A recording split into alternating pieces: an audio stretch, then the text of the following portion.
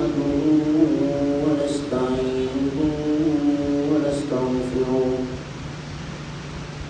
ونؤمن به ونتوكل عليه ونعوذ بالله من شرور أنفسنا ومن سيئات أعمالنا من يهده الله فلا مضل له ومن يضلل فلا هادي له وأشهد أن لا إله إلا الله وحده لا شريك له وأشهد أن محمدا عبده ورسوله اللهم صل على محمد وعلى آل محمد كما صليت على إبراهيم وعلى آل إبراهيم إنك حميد مجيد اللهم بارك على محمد وعلى آل محمد كما باركت على إبراهيم وعلى آل إبراهيم إنك حميد مجيد أما بعد فإن خير الحديث كتاب الله وخير الهدي هدي محمد صلى الله عليه وسلم وشر الأمور محدثاتها وكل محدثة بدعة وكل بدعة ضلالة وكل ضلالة في النار أعوذ بالله السميع العليم من الشيطان الرجيم بسم الله الرحمن الرحيم يوم تجد كل نفس ما عملت من خير محضرا وما عملت من سوء تود لو أن بينها وبينه أمدا بعيدا ويحذركم الله نفسه والله رؤوف بالعباد قل إن كنتم تحبون الله فاتبعوني يحببكم الله ويغفر لكم ذنوبكم والله غفور رحيم قل أطيعوا الله والرسول فإن تولوا فإن الله لا يحب الكافرين اللهم لك الملك والثناء اسی کے لیے تعریفات تسبیحات کبریائی اور بزرگی جو اپنی ذات اور اپنی ایک ایک صفت میں بالکل اکیلا منفرد بے مثل اور بے مثال ہے اللہ کی طرف سے اللہ کے فرشتوں کی طرف سے اور ہم سب مسلمانوں کی طرف سے صلاۃ و سلام خاتم الانبیاء حضرت محمد مصطفیٰ صلی اللہ علیہ وسلم کی ذات اقدس پر جو اللہ کے آخری نبی اور رسول بن کر مبعوث ہوئے اپنے مالک کا پسندیدہ دین اسلام اور آخری سچا آسمانی صحیفہ قرآن پاک ہم تلک مہمان پہنچا کر اس دنیا سے رخصت ہو گئے۔ سورہ آل عمران کی آیت نمبر 28 اور 29 کے حوالے سے پچھلے خطبہ جمعہ میں ہماری گفتگو ہوئی تھی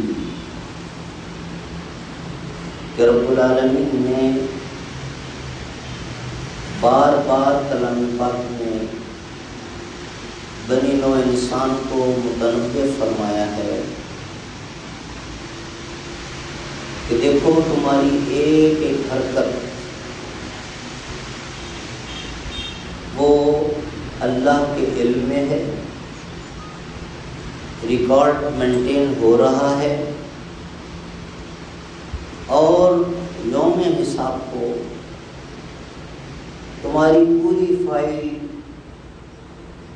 تمہارے ہاتھ میں دے دی جائے گی. تم اپنی آنکھوں سے دیکھ لو گے کہ کس طرح پوری ایکوریسی کے ساتھ تمہارے شب و روز اور تمہاری ایک ایک حرکت اس میں درج ہے. چنانچہ جب اللہ سے کوئی چیز چھپ نہیں سکتی تو پھر کوئی بھی قدم اٹھاتے وقت، کوئی بھی کام کرتے وقت یہ سوچ لینا چاہیے کہ میرا رب مجھے دیکھ رہا ہے. اگر اس کو یہ پسند ہے تو ٹھیک ہے، آگے بڑھیے. اس نے اپنی پسند ناپسند بتائی ہوئی ہے، حلال حرام سب بتا دیا ہوا ہے. اور اگر یہ کام جو میں کرنے لگا ہوں یہ اللہ کو ناپسند ہے، اللہ نے اس سے منع کیا ہوا ہے، تو پھر مجھے فوراً رک جانا ہے. ایسا نہ ہو کہ اللہ تعالیٰ اسی پر میری گرفت اور پکڑ کا فیصلہ کر لے. یہ احساس بہت بڑی نعمت ہے. جس شخص کے دل میں یہ احساس ہر وقت موجود ہے، اس سے بڑی اور کوئی نعمت نہیں کہ یہ حقیقت میں اس مومنانہ ٹریک پر ہے اور یہ جنت کے راستے پہ جائے گا. اس پر اللہ کا فضل ہو جائے گا، یہ اللہ کا مقرب بندہ بن جائے گا، اللہ اس کے ساتھ محبت کرنے لگے گا. یہ عظیم انسان ہے. ہمیشہ انسان گناہ کرتا ہی اس وقت ہے جب وہ اللہ کے حکم سے، اللہ کے قانون سے، اللہ کی یاد سے غافل ہوتا ہے. یہ غفلت یہ بہت نقصان دہ اور مہلک چیز ہے. اس غفلت سے بچنے کے لیے پیارے نبی صلی اللہ علیہ وسلم نے مختلف طریقے سکھائے. بہت ساری چیزیں عام ہیں، لوگوں کو معلوم ہے. ہمہ وقت وضو میں رہے، جب بھی حاجت ہو تو پھر صرف بیت الخلا نہ جائیں بلکہ باقاعدہ پورا وضو کر لیں. رات کو سوتے وقت بھی وضو کر کے سویں. ایک یہ نبی کریم صلی اللہ علیہ وسلم کی تعلیم ہے. دوسری تعلیم کہ اپنی زبان کو اللہ کے ذکر سے تر رکھو. تسبیحات بتائیں، اذکار بتائے، بیت الخلا جاتے وقت، بیت الخلا سے نکلتے وقت، کھانا شروع کرتے وقت، کھانا ختم کرتے وقت، آپس میں مل کر بیٹھے ہیں تب اس کے کیا آداب ہیں. اٹھتے وقت پھر ایک دعا سکھائی کہ جب تمہاری گیدرنگ ختم ہو رہی ہو، اٹھتے ہوئے یہ دعا پڑھو. نیا کپڑا پہننے لگے اس وقت یہ دعا پڑھو. موسم کا نیا پھل یا سبزی آئی ہے وہ کھانے لگے تب یہ پڑھو. یہ اچھا ایک اور بڑی سادہ سی بات ہے اور ہم اسی میں غافل ہیں کہ اپنے گھر میں جب داخل ہو تو اونچی آواز سے السلام علیکم کہیں. ہم میں سے کتنے لوگ ہیں دوسروں کے پاس جائیں گے، ان کے گھر میں، ان کے آفس میں، ان کی جگہ پر السلام علیکم کہیں گے، اپنی فیملی کے پاس جب آئیں گے گھر میں وہاں السلام علیکم کہیں گے۔ حکم تو یہ ہے کہ اگر گھر خالی بھی ہے، کوئی بندہ اس وقت موجود نہیں ہے، تب بھی سلام کہے کہ اللہ کے فرشتے وہاں موجود ہیں۔ بہرحال میں جو بات عرض کر رہا تھا کہ غفلت سے بچنے کے لیے پیارے نبی صلی اللہ علیہ وسلم نے ہر موقع کی ایک مصنون دعا سکھائی۔ پھر وہ صحابی کا واقعہ، اللہ کے رسول، میرا دل چاہتا ہے کہ میں اپنے شب و روز میں جتنی دیر بیدار رہوں اس میں کچھ حصہ آپ پر درود پڑھتا رہوں، کچھ حصہ اپنا تلاوت اور دعا اور یہ کرتا رہوں۔ اچھی بات ہے، لیکن اگر درود بڑھا دو تو زیادہ بہتر ہے۔ کیونکہ اچھا پھر میں آدھا وقت درود شریف پڑھوں گا اور آدھا وقت باقی اذکار اور دعاؤں کے لیے۔ آپ نے فرمایا اچھی بات ہے، لیکن اگر بڑھا لو تو اور بہتر ہوگا۔ دن کے 3 حصے درود شریف پڑھوں گا اور 1 حصہ صرف دعاؤں کے لیے یا اذکار کے لیے۔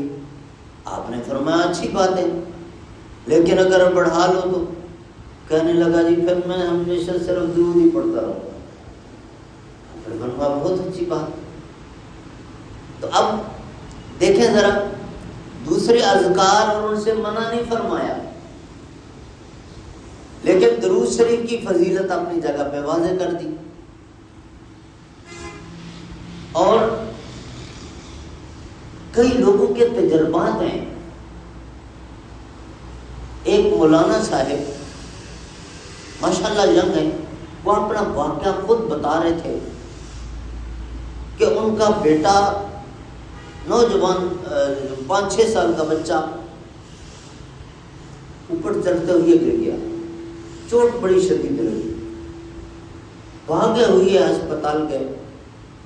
ایک ہسپتال انہوں نے دوسرے شہر میں بھیج دیا، اگلے شہر میں بھیج دیا۔ ڈاکٹر نے بڑے ہسپتال میں پہنچنے کا بھی تو کوئی بھی نہیں، صبح آئیں گے اور صورتحال کرٹیکل ہے، صبح تک بچہ اگر اس کی زندگی ہوئی بچ گیا تو ڈاکٹر آئیں گے وہ آپریشن کرنے۔ کہنے لگے کہ میں تھرو آؤٹ درود شریف ہی پڑھتا رہا، کوئی اور بات، صرف درود شریف پڑھتا رہا۔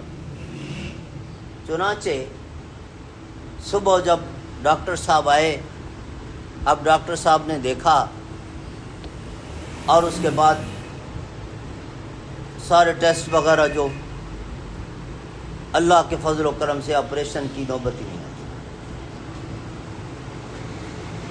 تو اسی طرح اور بے شمار واقعات۔ تو بہرحال اب دیکھیں نا کہ اگر ایک بندہ اپنی زبان پر اس طرح کے الفاظ رکھتا ہے روٹین میں، خود بخود اللہ تعالیٰ شیطان اس سے دور کر دے گا اور وہ اچھے کاموں میں مصروف رہے گا، غلط کاموں سے بچنے میں اس کو بڑی مدد ملے گی۔ یہ جو رسماً ہم ہاتھ میں تسبیح پکڑ لیتے ہیں نا، اور وہ بھی بڑی مہنگی سی مہنگی خرید کے، اور شو آف ہے،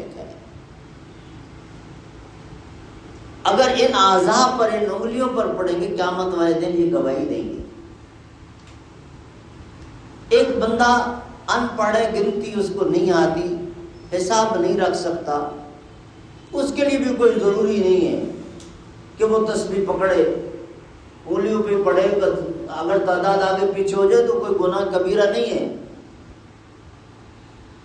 لیکن اگر وہ رکھتا ہے تو اس کو تو آپ کوئی گنجائش دے سکتے ہیں، پڑھے لکھے آدمی کو کیا مسئلہ۔ تو بہرحال کچھ چیزیں ہم نے بلا وجہ ایسے بنا لی ہوئی ہیں۔ تو میرے بھائیوں، بات کرنے کا مقصد یہ ہے کہ رب العالمین نے ہمیں متنبہ کیا ہے کہ تم مجھ سے چھپ نہیں سکتے، تمہاری کوئی حرکت مجھ سے مخفی نہیں ہو سکتی۔ جب ہماری تمام حرکات و سکنات ریکارڈ میں آ رہی ہیں تو کوشش کریں کہ اچھی حرکات و سکنات، اچھے اعمال ہو، فائل اچھے اعمال سے بھری ہوئی ہو، اور پھر جو اس میں کہا کہ واللہ علی کل شیء قدیر، اس پر بھی ہم نے تھوڑی سی بات کی تھی۔ اللہ کے سامنے کیا چیز مشکل ہے؟ سزا دینا چاہے تب بھی، دشمن کے چنگل سے بچانا چاہے تب بھی، بیماری میں مبتلا کرنا چاہے تب بھی، بیماری سے شفا دینا چاہے تب بھی۔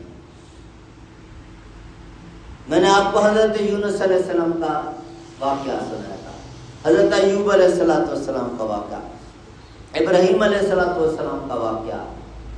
خود نبی کریم صلی اللہ علیہ وسلم ہجرت کے لیے جب نکلنے لگے، 16 بندے گھر کا محاصرہ کر کے کھڑے ہیں، اور آپ صلی اللہ علیہ وسلم ان کے بیچوں بیچ سے نکل کے آئے۔ آنکھیں سب کی ٹھیک ٹھاک، کسی کو چشمے نہیں لگے ہوئے تھے، سب کی نظریں ٹھیک تھی، اور بالکل ریڈ الرٹ کھڑے تھے آپ صلی اللہ علیہ وسلم ہی کے لیے، لیکن اس نے فیصلہ کر رکھا تھا کہ یہ نہیں پکڑ سکتے۔ آپ صلی اللہ علیہ وسلم کو ان کی آنکھیں دیکھ بھی نہ سکیں۔ اللہ نے ان آنکھوں سے رسول اللہ صلی اللہ علیہ وسلم کا وجود مقدس غائب کر دیا، یہ نہیں دیکھ سکتی، باقی سب کچھ دیکھتی رہیں گی، یہ نہیں دیکھتی۔ قدرت دیکھے نا رب کی۔ قوم عاد اور قوم سمود فخر کرنے لگے کہ ہم پہاڑوں کے پیٹ میں رہتے ہیں، ہوا آندھی طوفان آ بھی جائے تو ہمارا کیا بگاڑے۔ تو اللہ نے ان کو کس طریقے سے، پہاڑ بالکل محفوظ، اور اللہ نے ان کو اندر سے پکڑ کے کیوں پہنچا۔ تو رب العالمین سزا دینے پر بھی قادر ہے، بچانے پر بھی قادر ہے، جیسے ابراہیم علیہ السلام کو بچایا، آپ صلی اللہ علیہ وسلم کو بچایا۔ ہم کیوں اپنا ایمان کمزور کر بیٹھے؟ یہ ماضی کے قصے ہی کیوں ہم نے سمجھ لیے؟ یہ تو صرف یاد دہانی کے لیے ہے کہ یہ ہے تمہارا رب، یہ ہے تمہارا اللہ، اس کی وہ طاقتیں آج بھی اسی طرح ہیں۔ کوئی طاقت اللہ کی، کوئی صفت معاذ اللہ کم نہیں ہوئی۔ اللہ کی ساری صفات ازلی ہیں، ابدی ہیں، ازل سے لے کر ابد تک۔ جب یہ ہم سمجھ لیں گے اور اپنے دل و دماغ میں اس کو راسخ کرنے کی کوشش کریں گے، ہمارا ایک ایک قدم صحیح اٹھے گا، ہم غلطیوں سے بہت حد تک بچنے میں کامیاب ہو جائیں گے۔ اس کے بعد پیارے نبی صلی اللہ علیہ وسلم نے ایک اور حل بتایا کہ اپنی گیدرنگ اچھی رکھو۔ آپ کے دائیں بائیں کے لوگ جن کے ساتھ اٹھتے بیٹھتے ہو وہ اچھے لوگ ہو، نیک لوگوں کے ساتھ بیٹھو، نیکی کا کام کرنے والے لوگوں کے ساتھ زیادہ وقت گزارو۔ غلط لوگوں کے ساتھ بیٹھو گے، ایک وقت تک بچتے رہو گے، لیکن کبھی شیطان غالب آ جائے گا اور تم ملبس ہو جاؤ گے۔ پھر وہ جو مثال دی گئی ہے ترفروش اور بھٹی پہ کام کرنے والے کی، سمجھانے کے لیے، تو یہ ساری چیزیں آج ہم کھیلتا دیکھیں نا، کیوں کہا کہ بازار جو ہے یہ بدترین جگہ ہے، مسجد بہترین جگہ ہے؟ کہ مسجد میں زیادہ تر ذکر و اذکار کرنے والے، اللہ کو یاد کرنے والے، اللہ کی عبادت کرنے والے لوگ بیٹھے ہوں گے آپ کے دائیں بائیں۔ بازار میں پھر طرح طرح کی مخلوق ہوگی، بازار میں ضرورت کے تحت، اور وہاں بھی القاسب و حبیب اللہ نبی کریم صلی اللہ علیہ وسلم نے واضح طور پہ فرمایا، آداب سکھائے، جو شخص ان پر عمل کرتا ہے اور یہ بات اکثر و بیشتر میں دہراتا ہوں کہ شریعت میں تو لمیٹیشن ہے ہی نہیں. 1 گھنٹے میں اگر آپ $10 بلین کما سکتے ہیں تو شریعت آپ کو اجازت دیتی ہے کمائیں، لیکن حلال راستے سے. اور کاروبار کرتے وقت سچ بولیں، ضروری بات جو کسٹمر سے کرنی ہے کریں اور باقی اپنے اذکار میں رہیں. مال حلال طریقے سے خریدیں، حلال طریقے سے بیچیں. پیمنٹ کرنے کے جو میتھڈز آ گئے ہیں ان میں جو شرعی نقطہ نگاہ سے حلال ہیں وہ اختیار کریں، جو الیگل ہے وہ چھوڑ دیں. تو پیسہ کمانا کس طرح ہے، خرچ کس طرح کرنا ہے، مال خریدنا کس طرح ہے، بیچنا کس طرح ہے، یہ سارے آداب شریعت نے سکھائے ہیں. اور جو شخص ان پر عمل کرتے ہوئے یہ عزم کر لے کہ میں صرف حلال کماؤں گا خواہ مجھے 1 روپے ملے، 3 وقت کے کھانے کی بجائے 1 وقت کا کھانا مل جائے برداشت ہے، لیکن حرام کا لقمہ برداشت نہیں ہے، یہ عزم کر لے. الکاسب حبیب اللہ، نیک اور حلال کمائی کی کوشش میں مصروف بندہ یہ اللہ کا دوست ہے. اور وہ جو ایک واقعہ آتا ہے، پیارے نبی صلی اللہ علیہ وسلم نے ایک بچے کو دیکھا، کم سے بچہ، اس نے مسافہ کیا. آپ صلی اللہ علیہ وسلم نے اس کے ہاتھ مسلے، اس کے ہاتھ تھوڑے سخت تھے. کہا بیٹا یہ تمہارے ہاتھ، کہا جی وہ کیونکہ محنت مشقت کرتا ہوں، پتھر توڑتا ہوں تو اس کی وجہ سے. رسول کریم صلی اللہ علیہ وسلم نے اس کے ہاتھوں پر بوسہ دیا. رسول اللہ نے اس کے ہاتھوں پر بوسہ دیا کہ یہ حرام کی طرف نہیں جانے والا، حلال کھانے کے لیے محنت مشقت کرنے والا بچہ. یہ وہ ہاتھ ہیں جو حلال کمائی میں مصروف رہتے ہیں. کھردرے ہو گئے تو کیا ہوا؟ اب نبی جس کو چومے تو آپ اس کی عظمت کا اندازہ لگا سکتے ہیں. تو یہ چیزیں اگر آج ہم اپنے ذہن میں رکھیں تو انشاءاللہ عملی زندگی میں بہت تبدیلی آئے گی.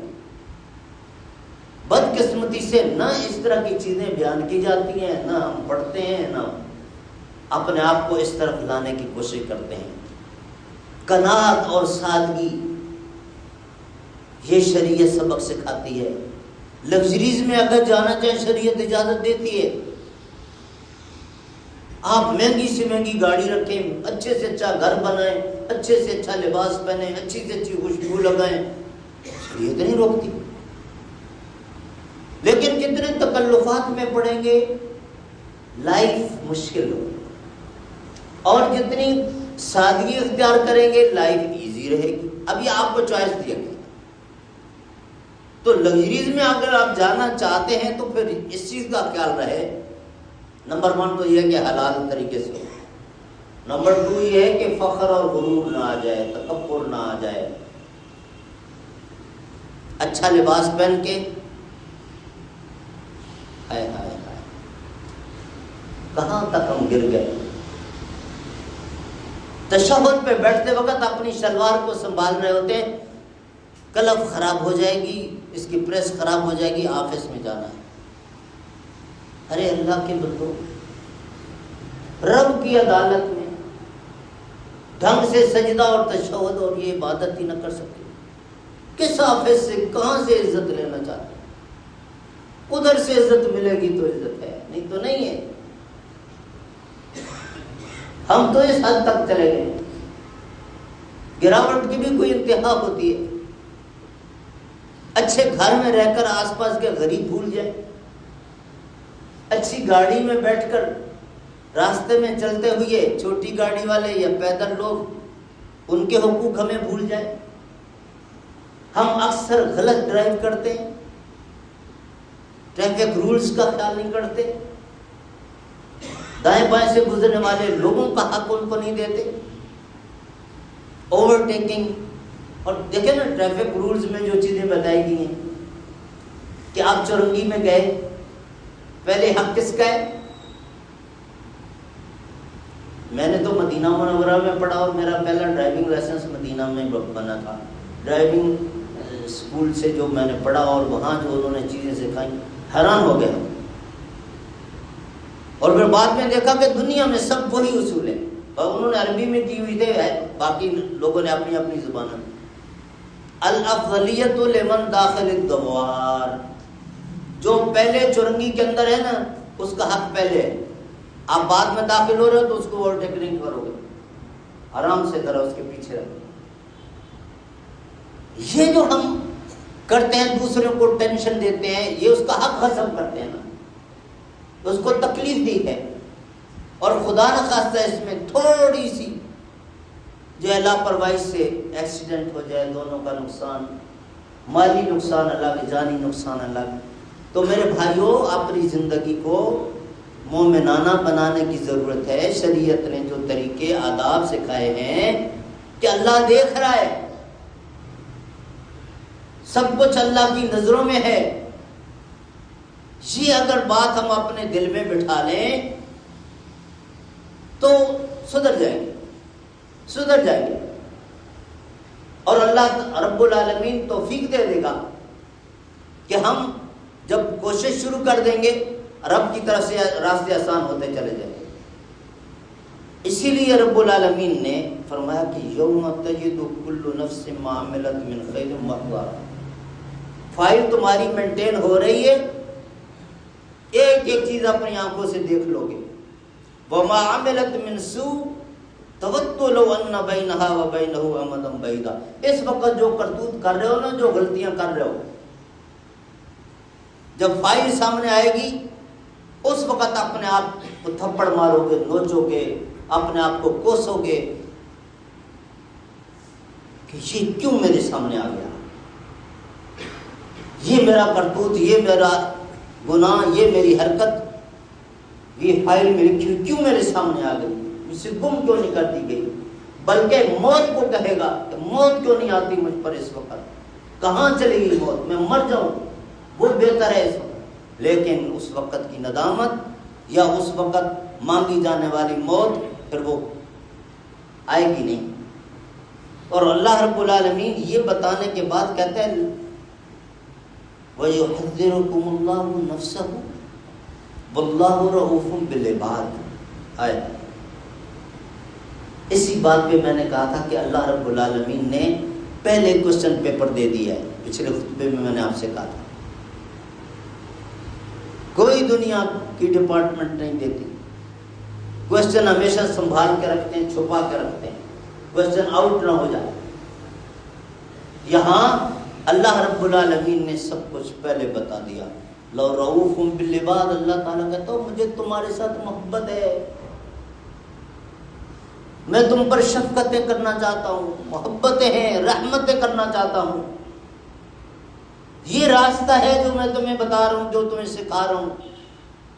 اور نبی نے پریکٹیکلی پھر تمہارے سامنے یہ سب کچھ کیا. اپنی زندگی نبی نے ایک مثالی زندگی گزار کے دکھایا کہ ہاں واقعتاً اللہ تعالیٰ کے ایک ایک حکم پر عمل کیا جا سکتا ہے. اللہ کا کوئی حکم ایسا نہیں ہے کہ جو انسان کے بس سے باہر. جب انسان کے بس سے باہر ہو جاتا ہے تو اللہ تعالیٰ خود وہ قانون واپس لے لے. اوور آل جتنا بھی قانون ہے انسان کے بس میں جو ہے اللہ نے وہی رکھا ہے. جہاں اس کی بیچارے کی استطاعت اور بساط ختم ہو جاتی ہے وہاں تو اللہ خود فرماتا ہے لا یکلف اللہ نفسا الا وسعها. بندہ جب کہتا ہے اللہ میں اتنا کر سکتا تھا اور میں نے کر دیا، اب باقی میرے بس میں نہیں ہے، ہوتا تو میں وہ بھی کرتا. اس کے دیکھیں نا واقعات، ایک آپ کو وہ جو حدیث میں ہے حضرت ابو درداء کا واقعہ، نبی صلی اللہ علیہ وسلم نے سنا کہ من بنا للہ مسجدا بنى اللہ لہ بیتا فی الجنہ. بہت حدیث آپ نے سنی ہوگی. بیوی سے کہا آؤ مل کر رسول اللہ صلی اللہ علیہ وسلم نے بڑا فائدے کا ایک سودا بتایا ہے، اس پر عمل کرتے ہیں۔ دونوں میاں بیوی مل کے شروع ہو گئے، مٹی اکٹھی کی، پھر اس سے چھوٹی چھوٹی برکس جو بنا سکتے تھے اپنے ہاتھ سے وہ بنائی، پھر گھر کے ہی احاطے میں ایک طرف چار دیواری لگے رہے چند دن جتنا کر سکتے تھے، کرنے کے بعد جب بس ہو گئی چھوڑ دیا۔ اور اس کے بعد نبی کریم صلی اللہ علیہ وسلم کو جب بتایا کہ اللہ کے رسول آپ سے یہ حدیث سن کے گیا تھا، کوشش کی تھی لیکن اس پر عمل ہی نہ ہو سکا، پورا نہ کر سکا، کیا فرماتے ہیں، کیا کروں مزید؟ آپ صلی اللہ علیہ وسلم نے فرمایا کیا کہنا چاہتے ہو؟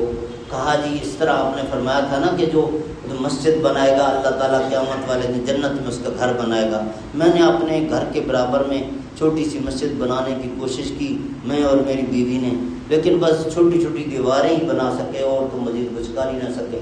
رسول کریم صلی اللہ علیہ وسلم نے وہیں ان کو جنت کی بشارت بھی دی اور پھر عام لوگوں کے لیے بھی بتا دیا کہ اگر کسی نے چڑیا کے گھونسلے جتنا بھی مسجد، اتنی چھوٹی سی بھی مسجد بنائی، اللہ نے اس کے لیے جنت میں محل بنا دیا۔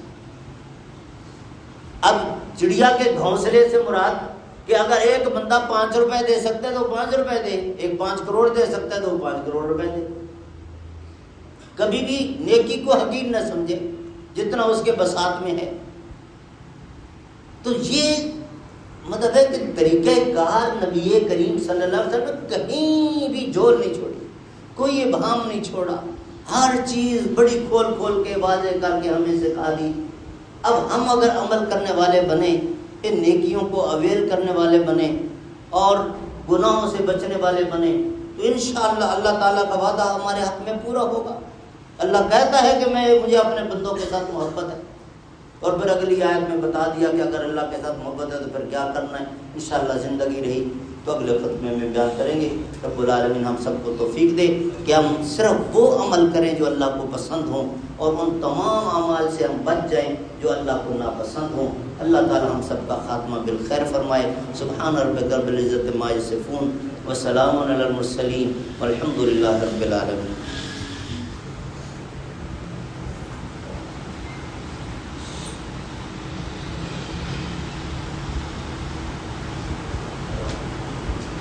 الحمد للہ نحمده ونستعینه ونستغفره ونؤمن به ونتوکل علیہ ونعوذ باللہ من شرور انفسنا ومن سیئات اعمالنا من یهده اللہ فلا مضل له ومن یضلل فلا هادی له واشهد ان لا اله الا اللہ وحده لا شریک له واشهد ان محمدا عبده